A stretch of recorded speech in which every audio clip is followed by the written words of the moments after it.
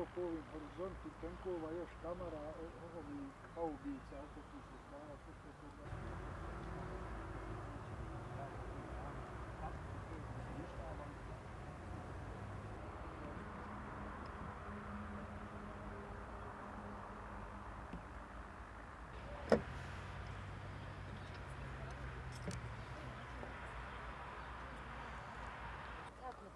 dođemo pa da nam je dobro da nešto više staje za ovaj dan, onda gdje smo došli u centru.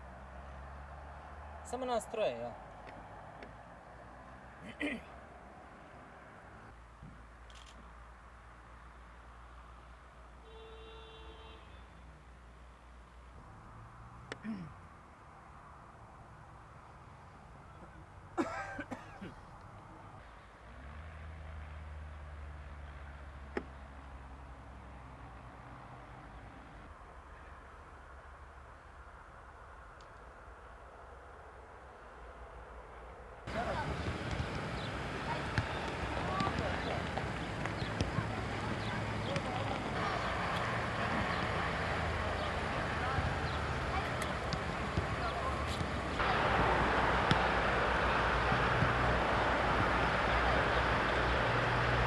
Marta 1993. godine neprijatelj je pripremao veliku ofanzivu pod nazivom Posljedna šansa. Ta neprijateljska ofanziva je pripremana u Beogradu i za pripreme su bili angažovani najbolji oficiri, odnosno najbolje starješine bivše, odnosno tadašnje Jugovojske. Na čelu te operacije bio je pukovnik Lisica, a inače pukovnik Lisica je bio poznat kao veliki strateg kada su u pitanju oklopna borba, oklopno mehanizovane jedinice i vođenje protivoklopne borbe. Zato je bio angažovan za ovu operaciju koja je praktično krenula prije 21. marta. Početkom marta već su počela sistematska granatiranja, znači prašumi to žargonski, odnosno vojnički kažemo omekšavanje terena, da bi se te pripreme intenzivirale negde polovinu marta. Mi smo za tu ofanzivu saznali, ali nismo bili tačno sigurni da li će glavni pravac napada biti na naše jedinice, odnosno na 203. motorizovanu brigadu ili na neko drugi brigada u zoni odgovornosti operativne grupe 7 Jug.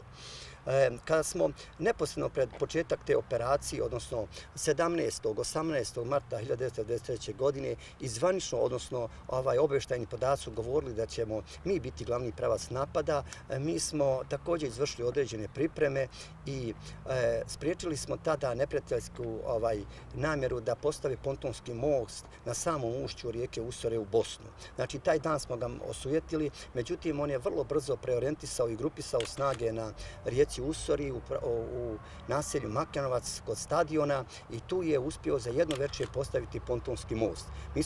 Direktni učesnik u ovoj bitki bio jedan od ovih tenkova je moj tenk kojeg sam ja pogodio. Inače, vodio sam grupu protiv oklopnjaka koji smo došli tu. Da su prošli, ovdje je samo išla vojska. A kod nas je iza svakog našeg vojnika još bilo 4-5 članova porodice.